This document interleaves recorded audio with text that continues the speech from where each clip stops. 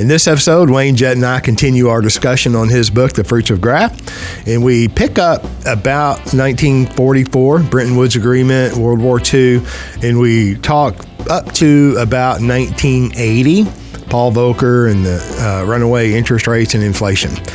We had fun. Hope you enjoy. Thanks for listening.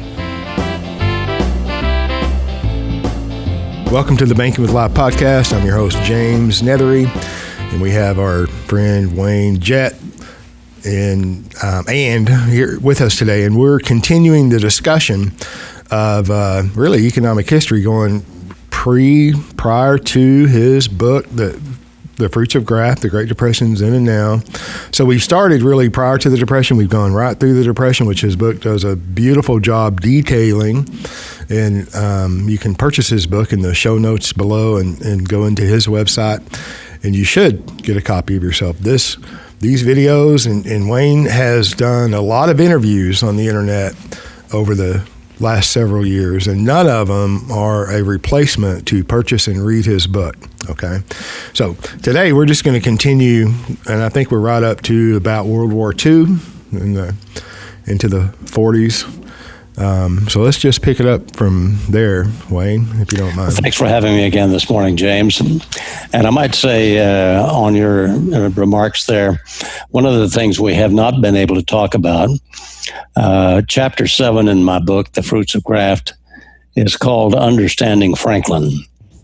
And it is, I think, I humbly suggest, to my knowledge, it is the most accurate and telling personal portrait of Franklin Roosevelt and his family life, his personal values, his personal conduct, what was important to him and what's not. I think that's the best portrait of him you're going to find anywhere.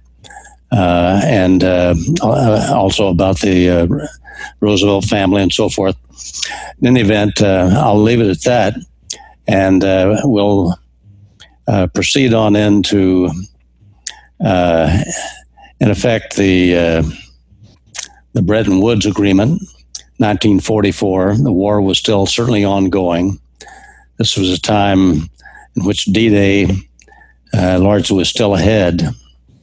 The major invasion of Western Europe by U.S. troops, and certainly a very difficult, devastating time in many respects, but one that led to an end of the war. But 1944, there was a monetary conference at Bretton Woods in the United States. It resulted in an agreement between the Western governments as to what the monetary system would look like from that time forward. And it was an approach toward how to value the dollar, how to operate the dollar as the world's currency for these trading nations.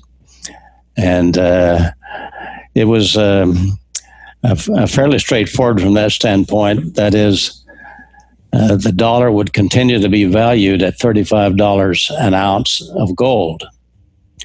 But the important aspect of that, particularly from the American standpoint, is that as of 1933, one of the first orders of Franklin Roosevelt when he took office was to order that Americans deliver their gold to the U.S. Treasury for $35 an ounce. It was no longer legal for Americans to have gold.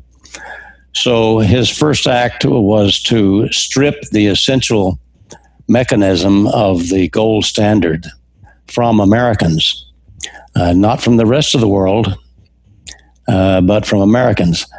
But let's look at the rest of the world in terms of how that monetary system operated as soon as Roosevelt made that executive order.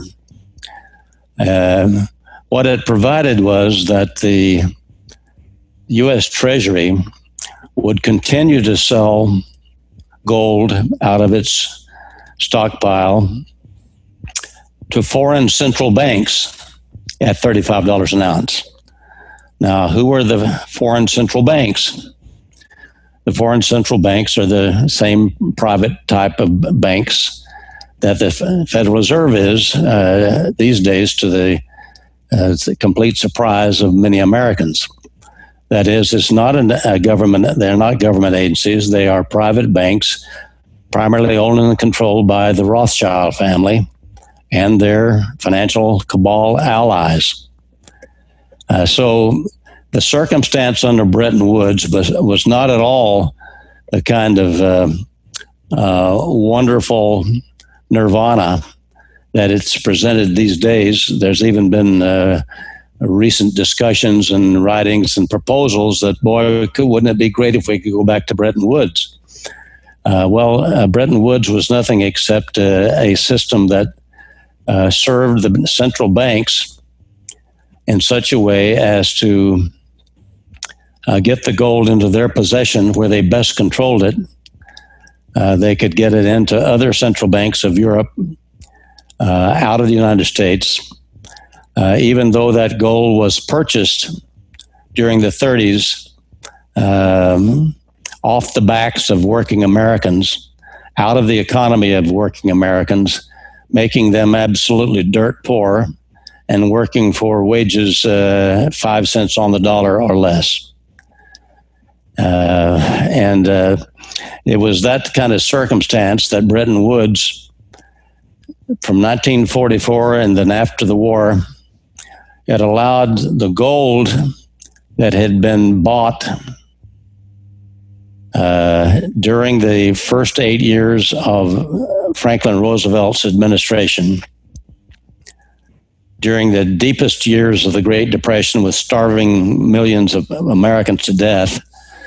They used the money, sucked it out of the U.S. economy, and used it to buy gold on open markets, as much as $42 an ounce paying for it on the open markets, foreign exchange, and stored that. And then during the years from 1944 to basically 1971, that gold was then sold back to other Rothschild banks at a continuing basis of $35 an ounce during that entire period. Now, of course, by a process of gradual attrition, there was inflation from the time of 1944 all the way to 71. And so really, the farther we got into that time period, the better bargain it was, we'll say, for the Rothschild banks to buy gold from the U.S. at $35 an ounce. Sure.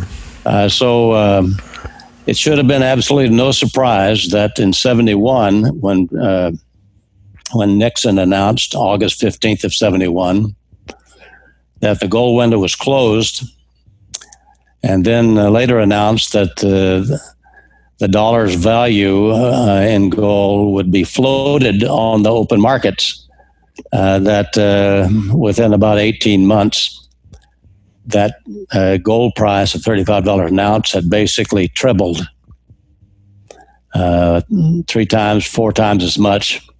And it kept on rising all the way through the 70s. Now, you can see that those Rothschild banks, who knew very well the schedule and knew what was very well in mind and knew what would be pressed upon Nixon to do by none other than Paul Volcker, who at that time in 1971 was Undersecretary of the Treasury in charge of monetary policy, but he had come directly from Chase Manhattan Bank, the Rockefeller Bank, so-called, but also a Rothschild Bank. And so you can see the hands that were making the pudding all through that circumstance. And so I'd certainly want to make the point that the Bretton Woods affair was not at all good for Americans. It was good for it was a giant step forward in the process of the Rothschild banks of getting to the point of having complete control of the monetary system of the United States, getting it away from the gold standard and getting the gold back in their hands, with Americans holding only paper. And that paper then getting to the point, we can go into it a little later as to what happened after the announcement from Nixon, August 15th of 71, about closing the gold window to foreign central banks. And let's get into that in a few minutes. Let me say, Wayne, that if you step back and consider what you're saying, I wonder how many listeners have ever really heard the other side of the Bretton Woods Agreement and what really went on. And if we even back up to World War I, you cannot fight or have or sustain a world war without a central bank. Can't be done. World wars didn't even exist prior to central banks. So if we look at the 1913, when the Federal Reserve was created, which is a central bank, not a governmental entity, as you mentioned, they have no reserves. You know, they're a cartel. But within 6 months of 1913, the creation of the Federal Reserve, World War I begins. And if the Rothschilds and the cabal that exists and has existed for centuries, very profitable in World War I. We go through World War I, and we go through World War II, which the cabal is financing both sides of each war, and they're very profitable in World War I. They're very profitable in World War II. But in between there, which your book details in great detail, the Great Depression and how FDR sterilized the gold, took it out of the economy at the expense of the all-American individual. And then here comes Bretton Woods Agreement, and then they're transferring that gold out of the U.S. I mean, if you really consider that narrative, it's worse than we thought, and they're more evil than we can imagine, my opinion. Yes. So and when we got to the point of closing the gold window in 71, we basically had more or less a little bit more gold left than we had before Roosevelt started buying it. So all that he accumulated out of the mouths and off the backs of Americans during the starving days of the Great Depression basically had been sold back to the Rothschilds at $35 an ounce. No profit for the United States. In fact, in some respects, we paid more for the gold than we were selling it back to them for. So it was an outrageous circumstance, and looking at it over those in that perspective. Now, in that regard, before getting on to 71, let's talk about what was an important book that came out during that period of time. 1963, A Monetary History of the United States, 1867 to 1960, was written by Dr. Milton Friedman and Dr. Anna Schwartz. It was a book that was sponsored by the National Bureau of Economic Research, which was an organization that, in my estimation, could be regarded as an institutional type of thing that was largely controlled by the powers that be. And I didn't necessarily regard it that way because it was the book that Milton Friedman, he was put on the map by that book, became a very important figure. And frankly, he became an economist that many people looked to, including myself. He had ideas that seemed to make sense, that ran against the grain of the Keynesians. He espoused smaller government, lower taxes, simplicity, and a system of controlling the value of the money and making sure it stayed stable. It seemed to be a good thing to him that it stayed stable. He wasn't one who was saying, like the Keynesians were, that it's you really need to have money with some level of inflation in order for the government for the economy to do well. Well, in doing the research in my book, when I gave a closer look to that book, all of a sudden I started noticing things that made me uncomfortable with it. One is just in the subtitle of the book itself, A Monetary History of the United States from 1867. Now, why did they pick that cutoff date to go back? Well, the obvious thing would be that if they had included only a couple of more years, 5 more years previously, they would have found the greenbacks used by Abraham Lincoln to finance the Civil War. And why didn't they want to talk about that? There's another thing. When you look a little bit further, that's a great question. Yeah. Why did Abraham Lincoln want to print the greenbacks in the basement of the White House? Why didn't he want to pay the bankers 20%? The bankers that financed both sides of that war, or more, or more, right? Yeah, it was another aspect. Once you get into the book, one of the first periods they cover, 1870s, and they discuss in some detail that from 1871-72 to 1879 was the longest period of economic contraction in the history of the United States. They call it longer than the Great Depression. But nevertheless, they assiduously did not mention what the clear cause of that contraction was. It was a statutorily imposed deflation of the dollar enacted in something like 1872. I don't have the exact date of the statute in mind, but Congress passed a law deciding, as was demanded by the monetary powers, that would have been the Rothschilds and the Rockefellers and the central banks, that the dollar go back to the pre-Civil War value so far as gold was concerned. That it'd be a gold-backed dollar and that it'd be back at $20.67 an ounce. Now, during the Civil War, but thanks to the greenbacks, there had been something like 50% inflation.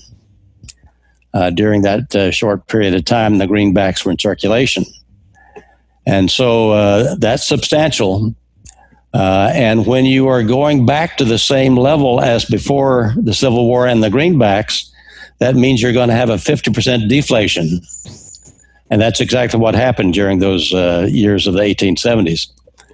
Because it said by 1879, the dollar would again be valued and exchangeable for gold at the rate of $20.67 an ounce. So the statute put into effect a clear deflation that was not mentioned by a monetary history of the United States. They talked about it in detail, that it was a sharp, severe, damaging deflation, and never attributed to the statute. It seems to me that it's a very suspect thing for economists to do simply of their own accord. Now, I think they more or less alibied for it by the way they defined what they were examining.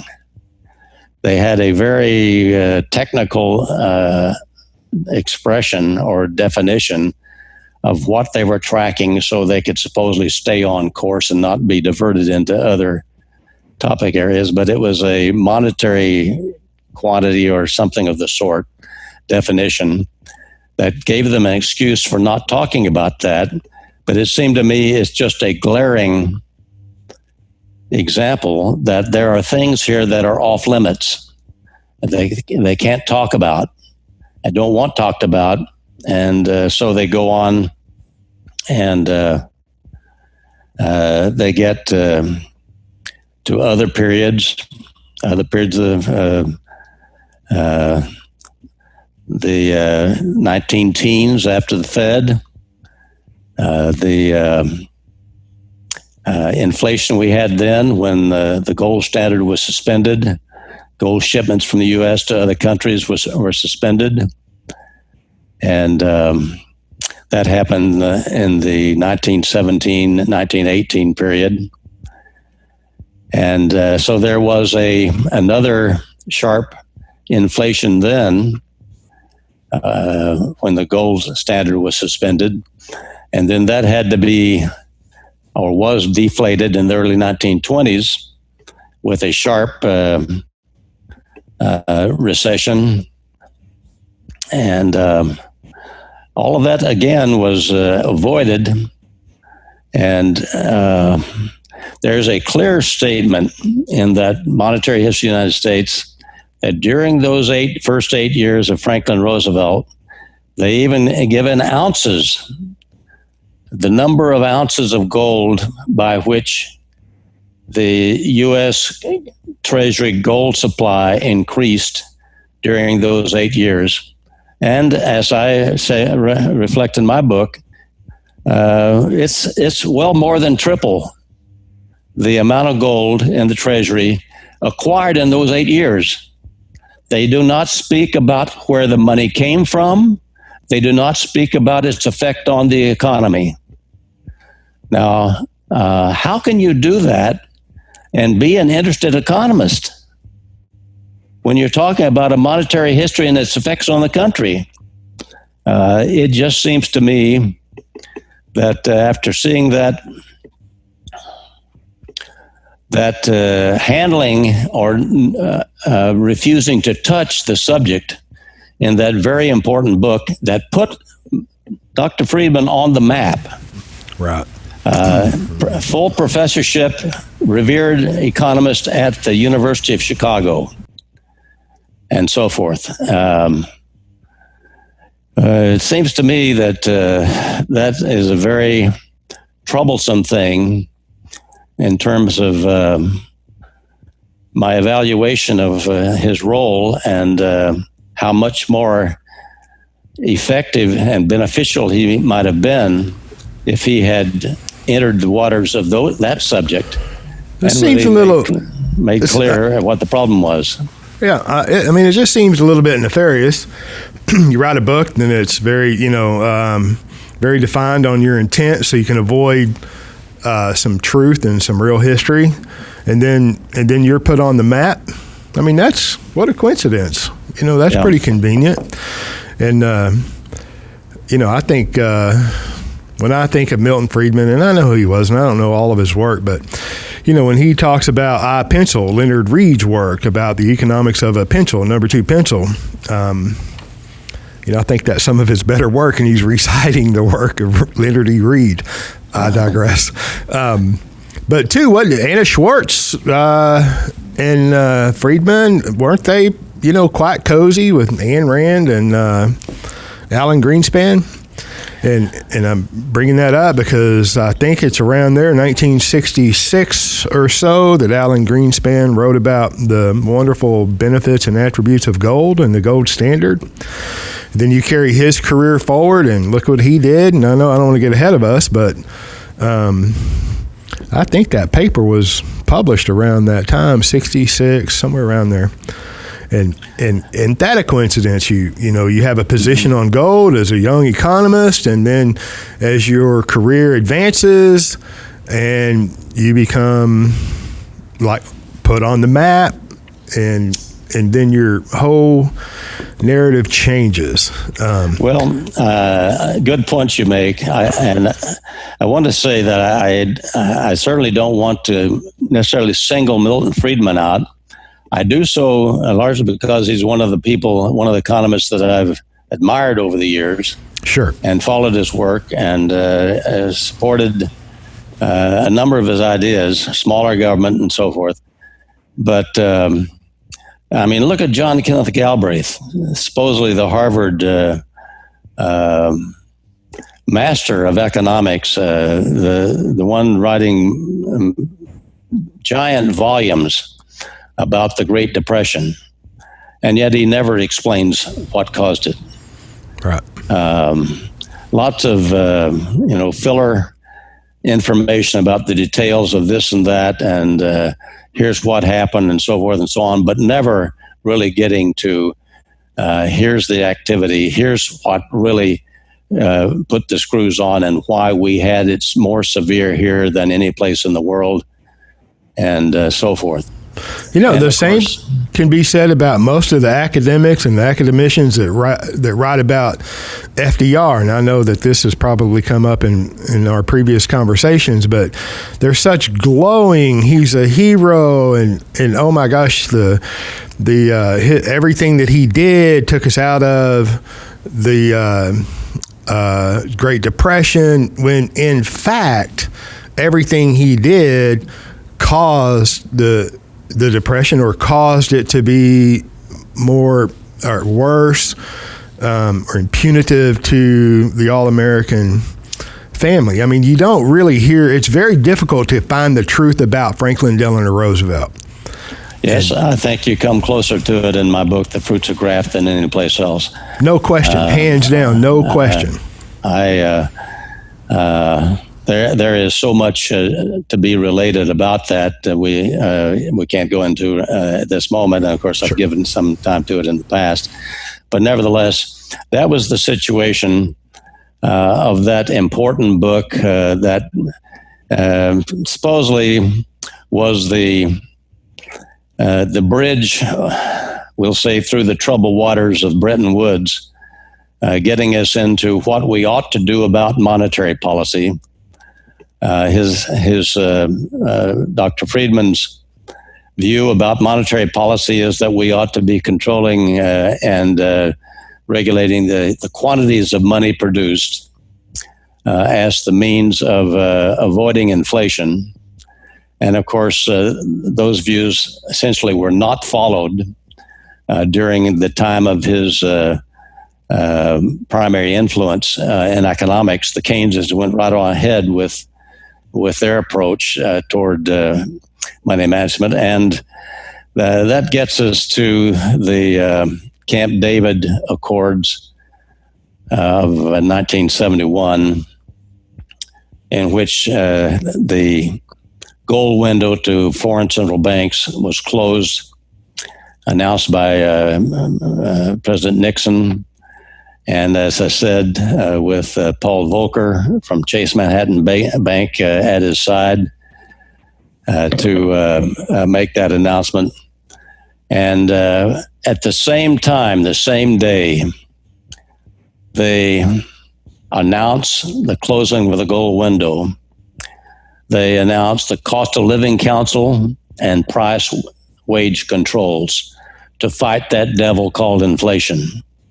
That they knew they were losing on the world and the American public at exactly the same day.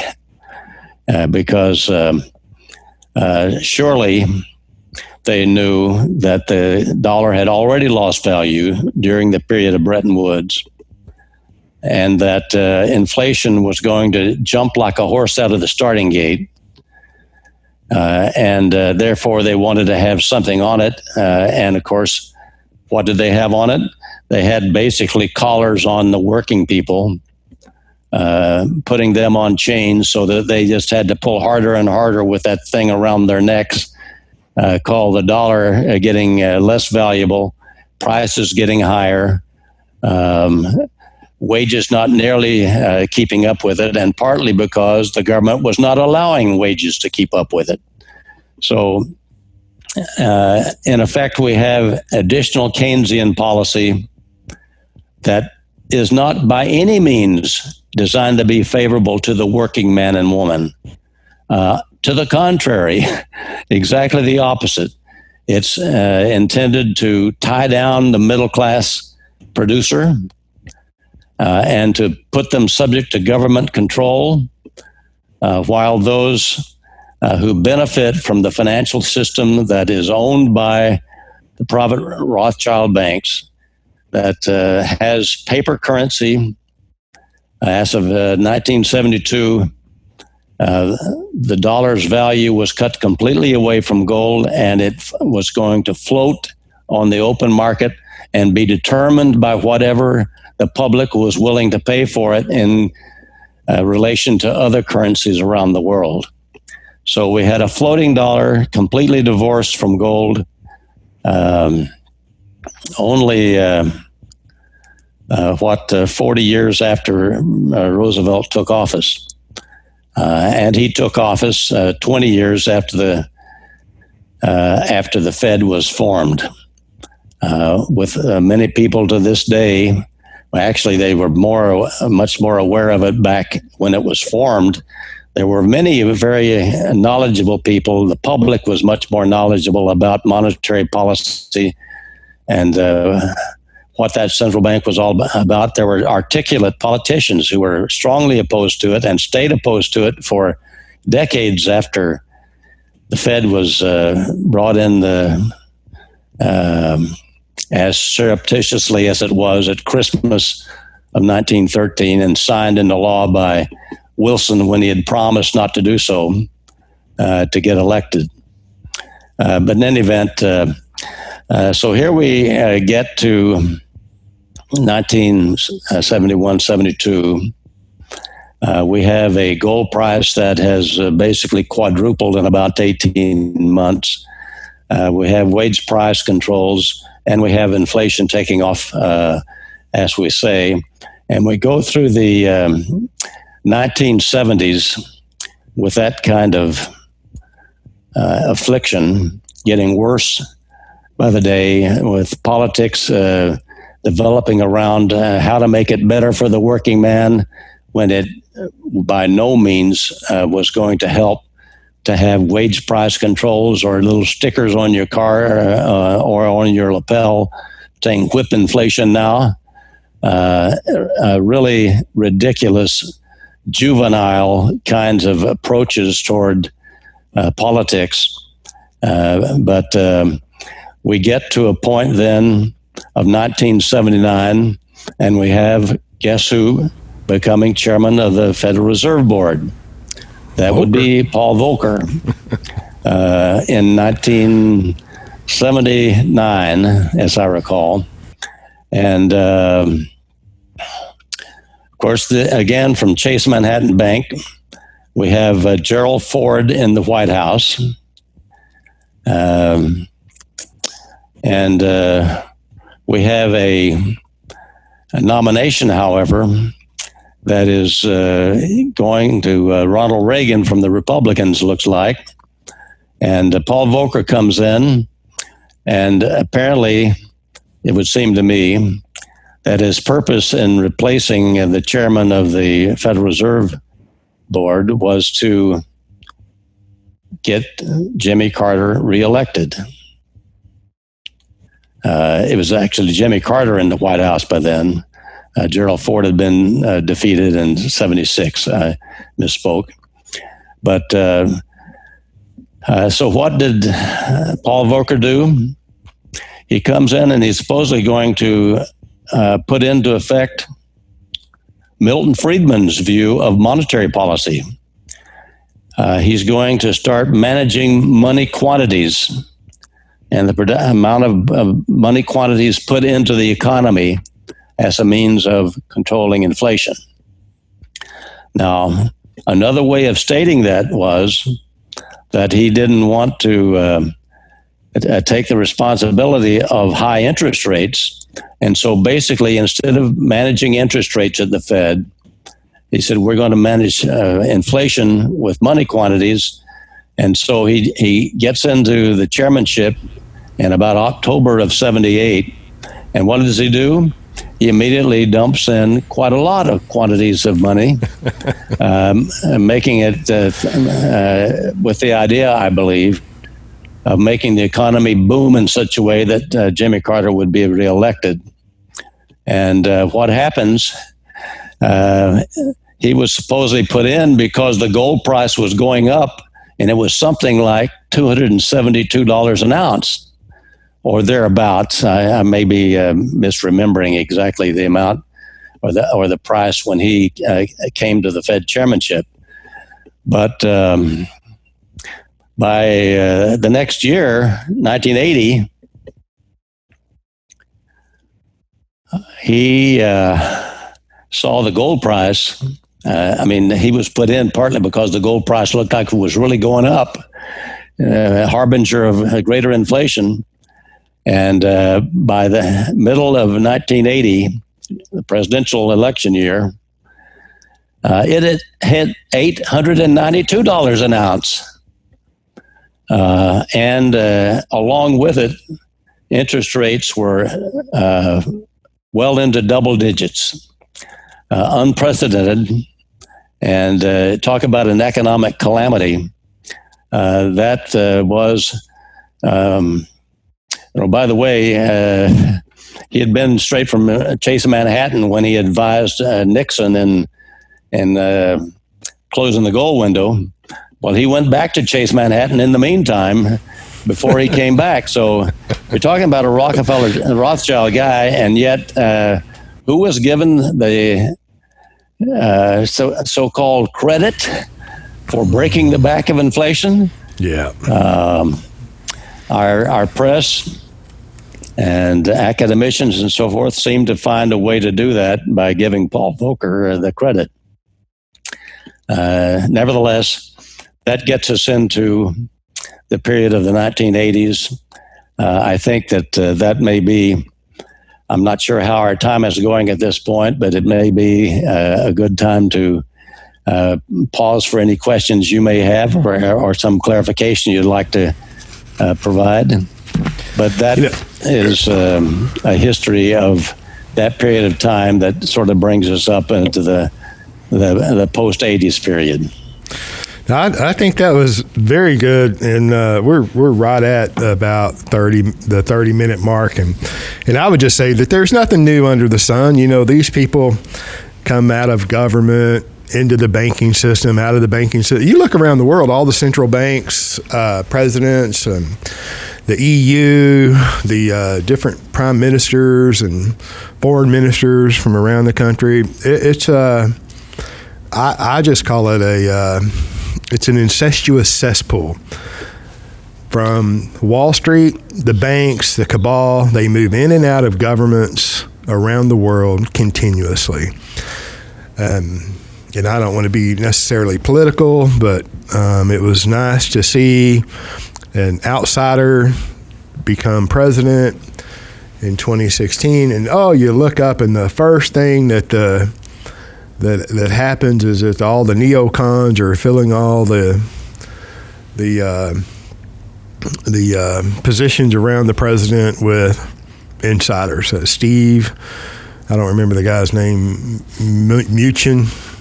Mnuchin. He's a Goldman Sachs guy from way back, and you can really go through the cabinet. I'm just saying.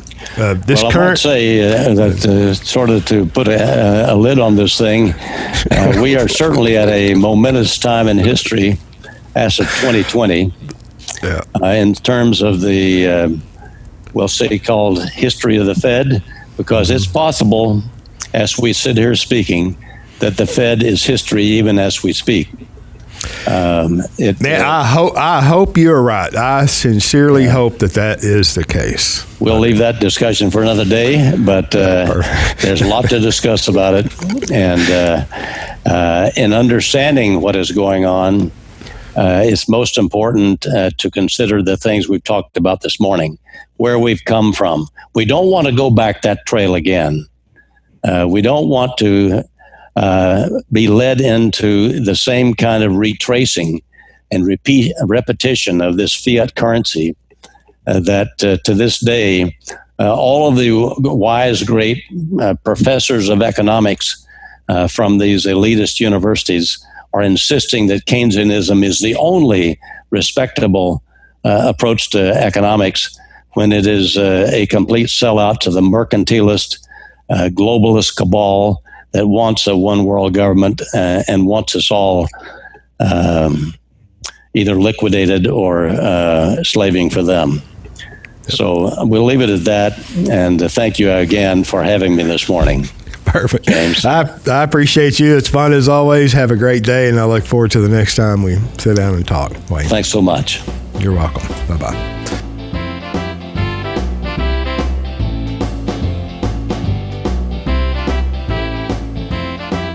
Thank you for joining us on the Banking with Life podcast. If you're watching on YouTube, make sure to like and subscribe and click on that little notification bell. Otherwise, join us on Apple Podcasts and Stitcher for weekly content.